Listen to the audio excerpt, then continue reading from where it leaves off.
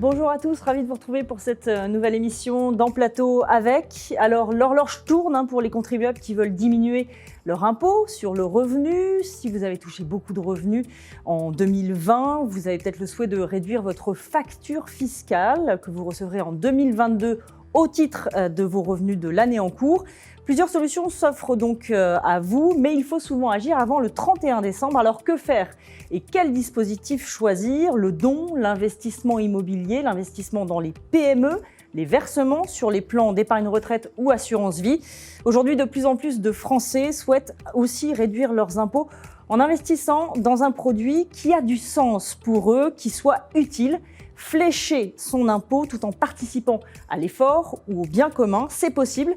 Et c'est ce que nous allons découvrir dans cette nouvelle émission avec nos invités du jour. On accueille aujourd'hui Natacha Vergniaud, bonjour. Bonjour. Vous êtes directrice commerciale de Kaufmann & Broad. Également avec nous Sylvain Coudon, bonjour. Bonjour. Vous êtes directeur des ressources de l'association APF France Handicap. Éric Gaillat, bonjour. Bonjour. Associé cofondateur de Calao Finance et Mathieu Ramadier, bonjour. Bonjour, c'est Denis. Responsable de l'offre et des opérations chez assurancevie.com. On va donc commencer cette émission en se posant une question: réduire le montant de son imposition, est-ce que c'est citoyen? Alors d'abord peut-être une question un peu large pour resituer le débat entre nous. Pourquoi on paie des impôts finalement? Pour financer les écoles, pour financer notre vie en commun, la sécurité sociale, le fonctionnement général de l'État. Mais pourquoi on veut réduire ces impôts finalement? Est-ce que c'est citoyen, Natacha Vergniaud?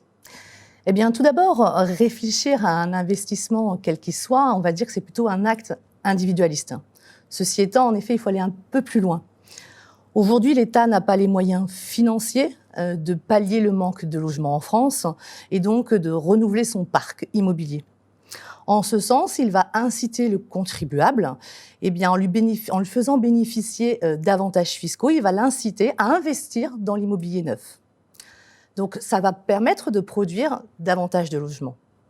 Cette production de logements va permettre de générer et de créer de nouveaux emplois, que ce soit des emplois directs, mais aussi indirects, de réaliser de nouvelles recettes fiscales par l'intermédiaire de la TVA, des taxes foncières. C'est environ 40 000 € par logement. On va également créer de nouveaux lieux de vie plus vertueux, totalement respectueux de leur environnement. Et puis enfin, dans ce type de concept de défiscalisation, on va avoir des logements que l'on va proposer à des locataires avec des loyers modérés et donc forcément permettre des locations plus aisées. Donc là, effectivement, vous décrivez un cercle vertueux et finalement une forme de citoyenneté, on va dire, dans l'idée d'investir pour soi, même dans l'immobilier. Il y a un élément aussi, là je vais peut-être me tourner vers vous, Sylvain Coudon, c'est le don. On ne va pas dire que c'est citoyen, c'est carrément complètement généreux puisque c'est gratuit. Effectivement, le don, ça fait du bien. Il y a des études faites par des sociologues qui ont démontré que quand on est généreux, on se sent mieux dans sa vie. Et pour reboucler sur la fiscalité, le fait est que quand vous faites un don, on oublie trop souvent que c'est l'État qui est derrière parce qu'il y a une défiscalisation, que ce soit un don au titre de l'impôt sur le revenu, on y reviendra, ou que ce soit au titre de l'impôt sur la fortune immobilière. Donc le don n'est pas l'ennemi de l'impôt et vice-versa. Tout ça participe d'une générosité partagée. Investir sur son assurance vie ou sur son plan d'épargne retraite, c'est citoyen aussi, Mathieu Ramadier? Quelque part pour la retraite, oui, puisque en fait, quand on réfléchit au régime de retraite par répartition actuelle, on connaît tous la pression qui est imposée sur ce régime. Donc le lancement des plans d'épargne retraite individuels, donc préparer sa retraite de façon individuelle, c'est quelque part essayer de faire baisser la pression qui pèse sur le régime général pour les personnes qui ont une tranche marginale d'imposition au-dessus de 30%. Et donc, mécaniquement, si on passe par un régime de retraite par capitalisation, on fait baisser quelque part la pression qui pèse sur le régime général. Ça, c'est le premier élément de réponse. Et puis le deuxième élément de réponse, il ne faut pas oublier que les fonds qui sont investis en assurance vie ou sur un plan d'épargne retraite, chez un assureur, en somme, sont en fait réinvestis ensuite par cet assureur vers des fonds d'investissement, vers des entreprises, vers des infrastructures, et qui sont de plus en plus d'ailleurs fléchés vers des investissements responsables. On a les labels ISR et France Relance qui sont de plus présents dans les contrats d'assurance vie et dans les contrats de plan d'épargne retraite. Et donc, quelque part, ces investissements que vous faites pour votre retraite ou à l'intérieur d'un contrat d'assurance vie, bénéficient d'un cercle vertueux de réinvestissement. C'est intéressant parce que Mathieu parle de fléchage dans l'imposition plutôt que de défiscalisation. C'est bien du fléchage, Éric Gaillat? Oui, clairement, tous ces dispositifs vont drainer des flux financiers pour un objet précis. Si on prend le cas qui nous concerne, donc c'est donc d'investir dans des PME sur le territoire. Donc on parcourt le territoire pour identifier les futures pépites et on va donc investir, donc apporter de l'argent au capital de ces PME. Ça leur permet également de trouver parfois des concours bancaires et tout ça va leur permettre de recruter. Donc création d'emplois, elle est très forte dans les startups et les PME, de se développer, de s'agrandir, d'aller à l'export, parce que, bon, on parle souvent de l'export, mais ça coûte cher quand on commence à se déplacer, rien que les billets d'avion. Et donc, c'est tout ça que l'on va injecter dans l'économie. Et effectivement, il y a en contrepartie, le particulier qui souscrit va avoir une réduction d'impôt. Voilà, mais c'est clairement de l'argent qui est fléché et on sait où il va. Et c'est finalement un financement de proximité, puisque c'est sur l'ensemble du territoire. Natacha Regnault, il y a Sylvain Coudon qui parlait tout à l'heure d'un élément important, c'est que l'État contribue aussi par les processus de défiscalisation à aider finalement à investir, donc à ce fléchage de l'imposition. C'est clairement le cas dans l'immobilier. Hein. Tout à fait. En fait, la défiscalisation, concrètement, qu'est-ce que c'est? L'idée maîtresse, c'est j'essaye de faire autre chose de mes impôts. Ça veut dire quoi? Ça veut dire que le bénéfice fiscal que j'obtiens, eh bien, je vais m'en servir pour financer l'ensemble de mes charges inhérentes à mon nouveau projet immobilier. En somme, il y a 3 contributeurs. D'une part, le locataire, donc par le biais du loyer, qui va m'aider à financer mes charges. L'impôt que je ne donne pas à l'État directement, je m'en sers également pour financer. Et puis derrière, l'investisseur, qui par le biais de son épargne, va pouvoir en effet arriver à l'équilibre de son projet et donc faire le montage global du projet immobilier. Donc on voit qu'effectivement, chercher à réduire ses impôts, bon, il y a souvent une motivation effectivement de défiscalisation, mais pas que. Il y a aussi moyen d'investir utile. On va rentrer dans le détail de l'ensemble de ces dispositifs qui existent tout de suite. Alors PME, assurance vie, PER, dont on va faire un zoom maintenant sur 4 ou 5 investissements à étudier dès à présent, voire à réaliser avant le 31 décembre d'ailleurs pour alléger vos prochains avis d'imposition. D'ailleurs, il est peut-être utile de revenir sur la question de la date butoir finalement. Pourquoi est-ce que c'est si important, notamment pour les fonds assurance vie et même pour les dons? Peut-être l'assurance vie d'abord, Mathieu Ramadier? Alors moins l'assurance vie que pour le PER, le plan épargne retraite. Si on rappelle la différence entre les 2 enveloppes, vous avez d'un côté l'enveloppe d'assurance vie qui est très connue des Français, qui est historiquement un chouchou des Français pour préparer, pour en tout cas investir et préparer leur épargne. Si vous voulez, l'assurance vie est un dispositif, pour rappel, extrêmement souple, c'est-à-dire que vous versez à l'intérieur d'un dispositif fiscal qui s'appelle assurance vie, c'est une enveloppe fiscale. Et vous allez en fait réaliser des investissements à l'intérieur de cette enveloppe. Et ces investissements vont capitaliser. Et l'avantage de l'assurance vie, c'est que les plus-values qui sont réalisées sur ces investissements sont moins taxées. Il y a un abattement en fait fiscal qui est accordé par l'État. L'idée quelque part avec l'assurance vie, c'était de flécher une épargne vers le long terme et donner quelque part une sorte de stabilité vers les fonds épargnés par les Français. L'assurance vie est également très intéressante dans le cadre de la succession, mais ça, on y reviendra par la suite. Et puis enfin, l'assurance vie, pour rappel, c'est une enveloppe qui est extrêmement souple, puisqu'à tout moment, vous pouvez racheter l'épargne qui est sur un contrat. Alors, en fonction de la durée de détention de votre contrat d'assurance vie, vous serez plus ou moins imposé sur les plus-values. Mais voilà, ce qu'il faut garder à l'esprit, c'est qu'une assurance vie, c'est extrêmement souple, on peut la racheter quand on veut. Donc le PER, c'est différent. Le PER, c'est différent et c'est complètement complémentaire. Voilà. Le PER, c'est un dispositif qui est lancé par la loi Pacte, qui vient remplacer d'anciens dispositifs qui s'appelaient les PERP et les Madelins, historiquement très connus également des Français. Et qui, donc le PER a pour but de remplacer un petit peu ces dispositifs qui étaient jugés un petit peu trop contraignants par les Français, notamment sur le fait de ne pas pouvoir, au moment de la retraite, disposer de l'entièreté de son capital. Quand on avait un PERP et un Madelin, en fait, on était, entre guillemets, coincé sur un système de rente. Le gros avantage du PER, c'est l'atout majeur, et c'est ce qui plaît à autant de Français, puisque c'est un vrai succès qui arrive maintenant quasiment au niveau de l'assurance vie. C'est effectivement de pouvoir, une fois à la retraite, libérer l'entièreté des fonds qui ont été investis dans le dispositif. Et puis l'autre avantage, bien évidemment, puisqu'en fait, il faut une carotte, quelque part, pour inciter les Français à préparer leur retraite de façon individuelle, et bien en fait, la carotte, c'est effectivement l'avantage fiscal au versement, ce qu'il n'y a absolument pas dans l'assurance vie. L'assurance vie, vous avez un avantage fiscal au moment du rachat sur les plus-values. Pour le PER, vous défiscalisez au niveau de votre tranche marginale d'imposition dès que vous versez de l'argent sur un PER. Donc, par exemple, si vous avez une tranche marginale d'imposition à 41%, vous allez pouvoir déduire de votre impôt sur le revenu 41% des montants que vous avez investis à l'intérieur du PER. Donc, Et c'est ce jusqu'au extrêmement 31 intéressant. décembre. Et donc, pour répondre à votre question sur la date butoir, exactement, c'est au 31 décembre que l'État arrête les comptes de l'année en cours et va déterminer votre montant d'impôt sur le revenu et déduire du coup les sommes que vous avez investies dans ce PER.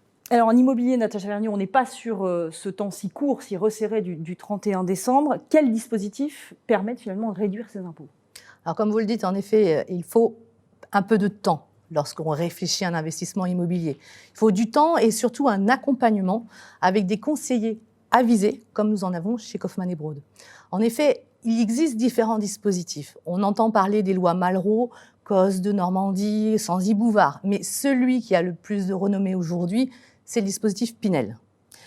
Le dispositif Pinel, c'est quoi? L'idée, c'est on achète un appartement neuf qu'on va mettre en location pendant 6, 9 ou 12 ans, en le louant à quelqu'un qui en fera sa résidence principale. On va louer ce bien nu, c'est-à-dire non meublé, tout en respectant des plafonds de loyer au mètre carré ainsi que des ressources de notre locataire. On peut également, si on le souhaite, louer à un ascendant ou un descendant. Voici les modalités. Une fois que j'ai respecté l'ensemble de ces modalités, eh bien, je vais pouvoir bénéficier d'un avantage fiscal, d'une réduction d'impôt pouvant aller jusqu'à 63 000 €, et ce pendant 12 ans. Ce sera étalé sur 12 ans. Donc, on est bien sur un plafond de 63 000 € en fonction de notre montant d'achat, d'acquisition. Ce montant, en effet, va être revu, et ce, à partir de 2023. À partir de 2023, ce plafond va être redescendu à 52 500 €, et en 2024, passera à 42 000 €. Donc, vous comprendrez en effet que ces 2 années encore à suivre vont être intéressantes, mais il faut se dépêcher si on veut bénéficier du maximum. Donc pas effectivement au 31 décembre, mais jusqu'à 2023. Il faut se décider avant Exactement, 2023. pour bénéficier du maximum. Pour autant, il est vrai, il y a des pourparlers pour toujours augmenter ces avantages en fonction des petits boosters qu'il pourrait y avoir, notamment sur des notions plutôt de normes environnementales. Mais c'est à l'étude et on attendra en effet d'en parler quand ce sera effectif. En ce qui concerne le don, là, la date du 31 décembre est importante, puisqu'on peut donner vraiment en ligne jusqu'au 31 décembre, 23h59. Sylvain Coudon? Effectivement, je vais vous donner 2 chiffres. La saisonnalité du don, c'est octobre, novembre, décembre, pour des raisons évidemment fiscales. C'est ce qu'on dit depuis le début de l'émission. Et au-delà de la boutade, c'est vrai que le 31 décembre, il ne faut surtout pas que les sites Internet plantent, comme on dit, parce que c'est la plus grosse journée de collecte de fonds. Et on se demande toujours ce que font les gens le soir du réveillon, parce qu'il y a énormément de dons entre 23h50 et minuit, chez tout le monde, chez tous mes petits camarades. C'est assez stupéfiant, mais c'est la réalité. Donc le don en ligne, effectivement, là, c'est un incontournable. Et les autres formes de dons, en particulier le chèque, qui reste quand même, compte tenu de l'âge des donateurs, et je n'entre pas dans le débat maintenant, le moyen qui reste le plus privilégié par les Français. Le chèque, il faut qu'il soit daté de l'année N, voilà, même si on le reçoit l'année N+1, parce que les associations, les fondations clôturent leurs comptes en moyenne entre le 15 et le 20 janvier. Donc elles acceptent de récupérer des dons de l'année N-1, de les mettre dans la machine à éditer les reçus fiscaux pour pouvoir les envoyer derrière aux fiscalisés donateurs. Donc il y a un peu de flexibilité quand on est par chèque, effectivement, mais c'est assez étonnant de voir que les Français se déchirent sur Internet sur les 10 dernières minutes avant le 31 décembre pour donner, mais qu'ils n'hésitent pas à donner. Autre choix d'investissement possible, là c'est parier sur les petites entreprises, les soutenir via le dispositif qu'on appelle dispositif Madelin IR-PME. Comment ça fonctionne, Éric Gaillard? Alors, le dispositif IR-PME permet, à partir de 1 000 € pour n'importe quel particulier, de souscrire à un fonds d'investissement qui lui-même va investir dans 15 à 20 PME françaises sur l'ensemble du territoire. Donc il y a la réduction d'impôt qui est aussi là pour compenser le risque, puisque d'investir, de faire un don, il n'y a pas de risque en tant que tel. Quand on investit dans une PME via un fonds d'investissement, le souscripteur espère à terme une plus-value, mais voilà, il n'y a pas de garantie, ça reste des placements à risque, il ne faut pas l'oublier, et donc la réduction d'impôt n'est pas la seule, je dirais, le seul élément à avoir en tête. Voilà. Pour être plus complet, il y a une réduction d'impôt immédiate, qui est de 25% du montant investi, et ensuite à la sortie, donc quelques années plus tard, s'il y a plus-value, il y a une exonération donc de la plus-value hors CSG, CSG et CRDS, pardon. Voilà. Donc c'est le dispositif. Ça permet vraiment de financer l'écosystème des PME, des startups. Et il y a quelques sociétés, on pourra en reparler, qui ont été financées, qui sont financées par ces supports et qui sont bien connues. Ben justement, vous avez des exemples de sociétés françaises, peut-être futures licornes, dans lesquelles les Français ont investi via le dispositif? Oui, alors ça on verra, mais alors bon, alors je vais faire court, mais je vais donner quelques exemples. On a investi par exemple dans une société qui s'appelle Babyzen et qui fait la yo-yo, qui est une poussette. Si vous vous promenez dans la rue, vous verrez souvent des yo-yo. Un grand succès. Voilà, c'est vraiment the succès. Autre exemple, alors toujours sur la petite enfance, une société qui s'appelle Little Cigogne, qui est devenue le leader de la mode enfantine via la vente en ligne. Et en fin de compte, ils ont un peu révolutionné donc, ce qu'on appelle une innovation de marché. Je pense que vous connaissez ça et on peut adhérer à des box. Vous savez, une box et puis vous recevez chaque mois différents produits. Eux, ils ont commencé comme ça. Donc, il y avait 3 vêtements pour enfants, mais les gens devaient prendre les vêtements à la limite qu'ils leur plaisent ou pas. Et puis, ils ont inventé la malle. Et la malle, c'est une dizaine de vêtements qui arrivent. Les enfants peuvent les essayer, les parents peuvent choisir, et ce qu'ils ne veulent pas, ils le retournent. Donc ça règle des problèmes de budget, les clients sont beaucoup plus contents, mais structurellement, d'où l'intérêt d'avoir un fonds d'investissement, il faut avoir du stock, parce que là, on envoie une dizaine de vêtements et on ne sait pas combien vont être, on va dire, retournés ou achetés. Et donc, ça a connu un succès phénoménal. Après, sur d'autres secteurs plus technologiques, je peux citer une société qui est à Pau, qui s'appelle Phébus Optics. Alors le sujet, ça renvoie à la sécurité des infrastructures. Donc c'est grâce à la fibre optique qu'on va mettre dans le ciment, dans le bâtiment, et on va pouvoir suivre ce qui se passe dans le bâtiment en termes de vibration, température, que sais-je. Alors c'est utilisé dans les pipelines pour détecter les fuites et les vols, parce qu'il y a des vols, alors pas en France, mais en Europe de l'Est, il y a du piratage de pipelines. C'est utilisé également pour les ponts, les ouvrages d'architecture. Et je vais prendre un exemple un petit peu triste, effectivement, c'est qu'il y a quelques années, vous avez eu le pont de Gênes qui s'est effondré, où il y a eu, je crois, 30 à 40 morts. Si le pont avait été équipé de ce système, donc qui est français, 1 mois avant, 3 semaines avant, on aurait fermé le pont parce qu'il y avait trop d'indicateurs qui laissaient à penser qu'il fallait vraiment vérifier et arrêter la circulation. Voilà. Après, je pourrais parler de la maintenance préventive, finalement, totalement, sur les infrastructures. voire prédictive. Voilà. Prédictive. Ouais, non, mais voilà. Et le ticket d'entrée, vous le disiez, est à 1 000 €. 1 000 Est-ce que ceux qui investissent 1 000 €, voire plus, savent dans quoi ils investissent?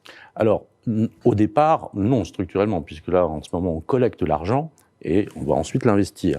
Donc, les exemples que j'ai donnés, c'est des exemples passés, dans lesquels on est toujours, mais qui ne seront pas dans notre fonds, donc qui s'appelle FCPI Calao Innovation, c'est très simple. Par contre, nous, on donne les thématiques. Donc, on dit, voilà, on va investir dans le digital, dans le e-commerce, dans la technologie, dans la cybersécurité, qui est encore un autre sujet très intéressant. Donc, on leur donne les thématiques. Et ensuite, une fois qu'on a l'argent, on va investir, parce que il faut identifier les PME. Et souvent, les gens se disent, vous avez déjà toutes les PME sous la main. Non, on va étudier les PME, et notre métier nous permet de prendre le temps d'étudier. Donc, on n'investit pas tout de suite, mais on peut prendre 3-4 mois pour analyser le dossier, le voir, et ensuite investir. Et c'est un métier. On a donc pu voir qu'il existe plusieurs dispositifs, vous les avez détaillés, qui permettent de réduire sa charge fiscale. Mais lequel choisir en fonction notamment de ses besoins, de sa stratégie patrimoniale? On en parle tout de suite.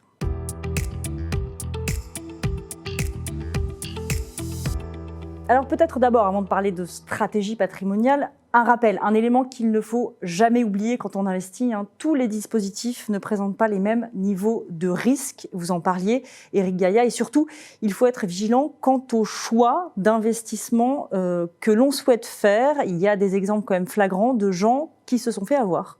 Oui, effectivement. Alors je dirais, autour de la table, nous avons plusieurs solutions, donc avec des risques divers et variés, des cadres fiscaux divers et variés. Le point commun que l'on a, c'est qu'on est tous des entreprises régulées, je dirais administrativement, réglementairement. Je prends le cas donc de notre société, Calao Finance. On est une société de gestion agréée par l'autorité des marchés financiers. Dans l'assurance, il y a d'autres dispositifs. Donc tout ça fait que on est, je dirais, dans un cadre totalement organisé, validé, où on sait où va l'argent, où on sait comment sont prélevés les frais. Enfin, on est au courant de tout. Le sujet, effectivement, cette fin d'année, c'est que parfois, et les gens de toute classe sociale se font avoir, effectivement. Alors, c'est un peu une autre conséquence des réseaux sociaux, c'est-à-dire que vous vous retrouvez avec des publicités, tout un tas de choses qui vous incitent à souscrire à des placements avec des rendements improbables, hein, c'est-à-dire démesurés. Donc déjà, tout ça, vous arrêtez, si je puis dire. Vous avez la presse spécialisée comme la vôtre, comme également l'autorité des marchés et d'autres, font des alertes, mais malheureusement, les gens ne les lisent pas, ne les voient pas toujours, et quelques années après, patatras, l'argent est parti ailleurs. En ce moment, il y a eu quelques escroqueries connues, on va dire, dans les manuscrits, dans l'hôtellerie, dans différents sujets.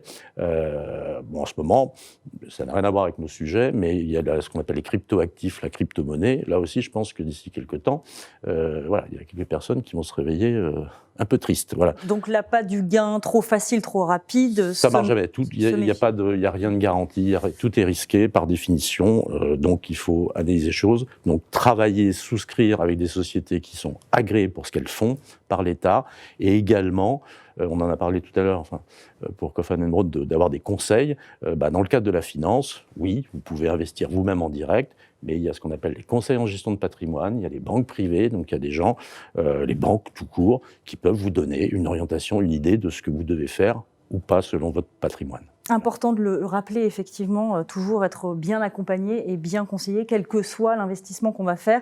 Natacha Vergnaud, il y a aussi la question peut-être de l'objectif, de la finalité qu'on veut donner à son investissement. Ça, c'est important, et les clients, je crois, de Kaufmann & Broad, ils sont très attachés.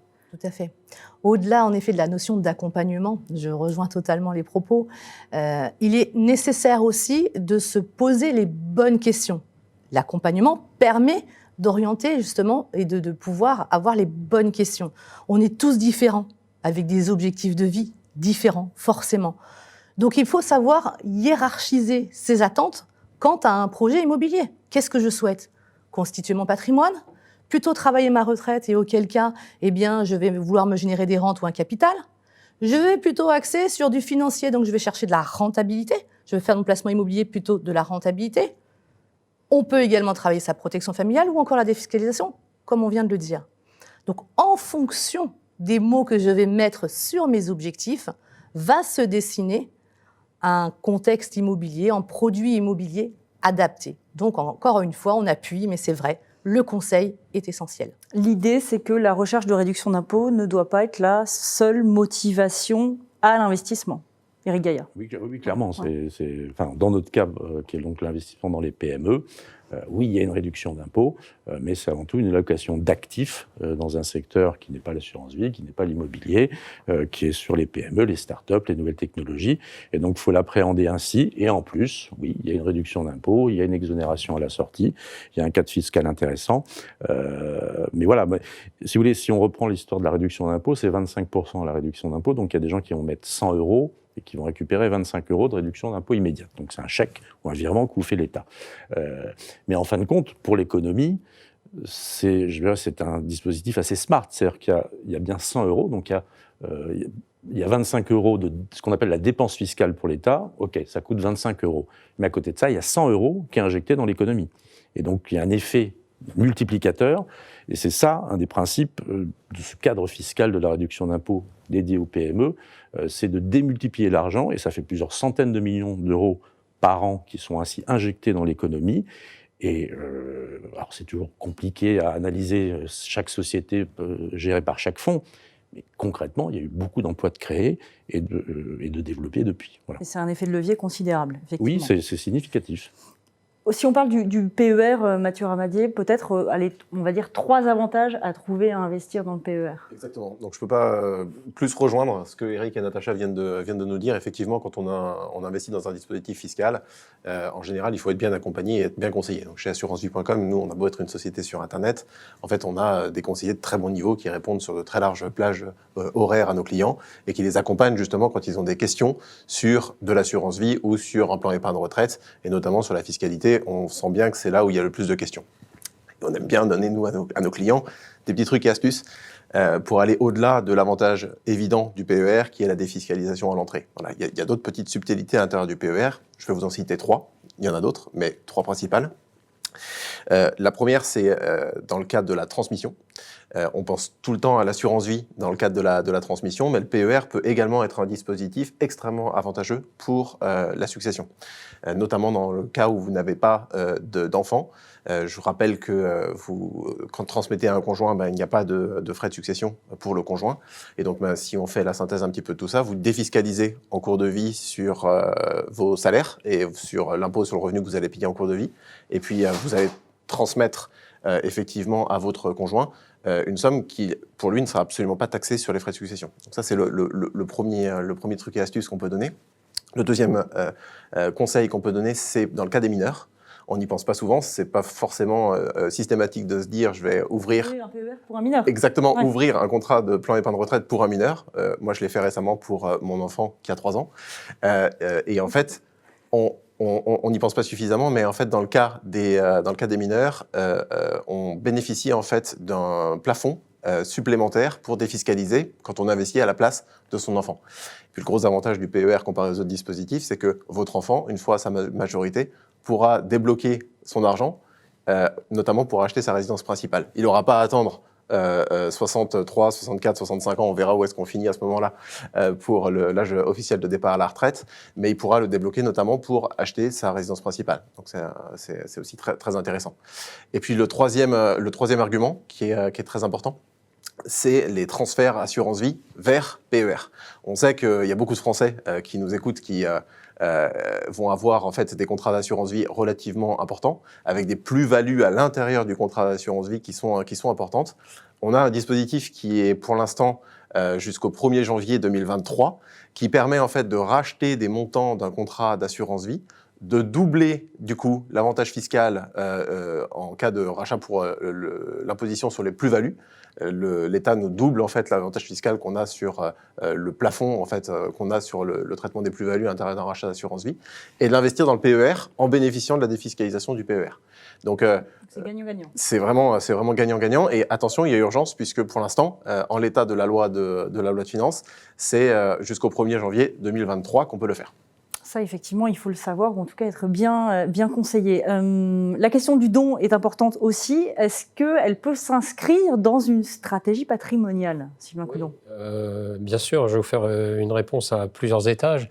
D'abord, dans toutes les banques, maintenant, vous avez des spécialistes de la philanthropie et de la générosité. Donc, il y a un nouveau métier qui a été créé, pas seulement chez les banquiers privés, mais je dirais chez les banquiers qui font de la banque de détail, comme on dit. Donc, c'est un nouveau métier. Et vous avez donc des possibilités de gérer sa générosité. Alors, on a évoqué au début de l'émission le don sur l'IR. On n'a pas le temps d'évoquer le don sur IFI. Et on a de l'IFI en décembre, parce que quand Donc, les gens l'impôt sur la fortune immobilière. Voilà, ex-ISF. Oui. Je rappelle au passage qu'il y a 3 fois moins d'assujettis à l'IFI qu'il y en avait à l'époque de l'ISF. Donc, pour toutes les associations et les fondations, ça a été un manque à gagner, parce que beaucoup croyaient que les gens allaient se reporter sur l'IR, mais que nenni. Ils ont fait d'autres choses de leur argent et c'est leur droit le plus strict. Voilà. Donc, vous avez la défisque IR, la défisque IFI. Pour les gens très aisés ou qui ont des portefeuilles boursiers, vous avez la donation temporaire d'usufruit. Bon, c'est une mécanique un petit peu plus complexe. Vous avez aussi la donation de votre vivant. Là, ça passe devant chez un notaire. Contrairement au don, il n'y a pas besoin de l'intermédiaire que constitue le notaire. Et puis, il y a ce qu'on appelle le don ultime, c'est-à-dire le legs, où vous, avec ou sans enfant, d'ailleurs, souvent les Français avec enfants pensent qu'on ne peut pas léguer à une cause quand on a des enfants. C'est faux. Il y a une quotité réservataire, vous faites ce que vous voulez de votre argent. Et là, le legs, vous couchez sur le testament la cause ou l'association ou la fondation qui vous convient le mieux et vous léguez post-mortem tout ou partie de ce que vous avez acquis tout au long de votre vie. Et on n'est pas limité à une association. On peut donner à plusieurs. Malheureusement pour nous, c'est que voilà, tout le monde ayant compris que le legs est un marché absolument colossal. Hein. C'est plus d'1 milliard d'euros en France l'année dernière, avec des montants de legs qui peuvent atteindre des sommes assez vertigineuses. Donc, tout le monde a compris que le legs était un levier de développement pour les associations et les fondations. Et donc, on a une tendance assez forte à avoir plusieurs bénéficiaires sur les contrats d'assurance vie, par exemple, mais aussi sur les biens immobiliers. Et là, il faut que les causes s'entendent entre elles quand il faut régler la succession. Je rappelle qu'il n'y a pas de droit de succession quand on lègue à une grande cause. Et donc, évidemment, les notaires, c'est pas là-dessus qu'ils font leur beurre, hein, pardonnez-moi. Donc, c'est pas des dossiers prioritaires chez les notaires. Dernier élément autour de l'immobilier, peut-être, Natacha Vergniaud, quand je veux investir à horizon évidemment long terme, quel est votre conseil aujourd'hui ? Souhaiter investir sur du long terme, c'est forcément penser à l'avenir et donc plutôt à sa retraite. En ce sens, aujourd'hui, mon conseil serait de travailler sur non pas un dispositif, mais plutôt un statut qui s'appelle le loueur en meublé non professionnel, le LMNP, qui s'est démocratisé ces dernières années. Alors, pourquoi ce statut ? L'idée, comment il fonctionne ? Tout simplement, j'achète un appartement que je vais louer non pas cette fois nu, mais je vais le louer meublé.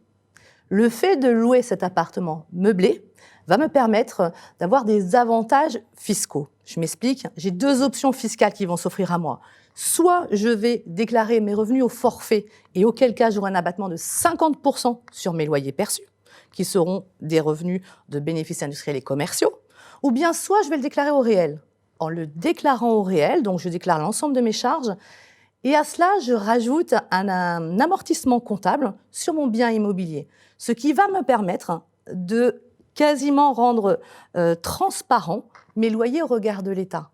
Donc, quand je pense à demain, mon souhait, c'est d'avoir des rentes, mais surtout de maîtriser ces rentes. Donc, le LMNP peut répondre à cette question de rentabilité, de revenus pour sa retraite. Ça gomme donc les revenus sur l'ensemble de l'investissement. Voilà, sur un temps donné, ou en tout cas, ça les minore de manière importante. Merci à tous les 4 pour cette émission passionnante et forcément trop courte. Natacha Vergniaud, Sylvain Coudon, Éric Gaillat, Mathieu Ramadier. À très bientôt, j'espère. Je vous signale bien sûr que vous pouvez poser toutes vos questions à l'ensemble de nos experts par mail. Leurs coordonnées vont s'inscrire dans le générique de l'émission. À très bientôt à tous. Merci beaucoup.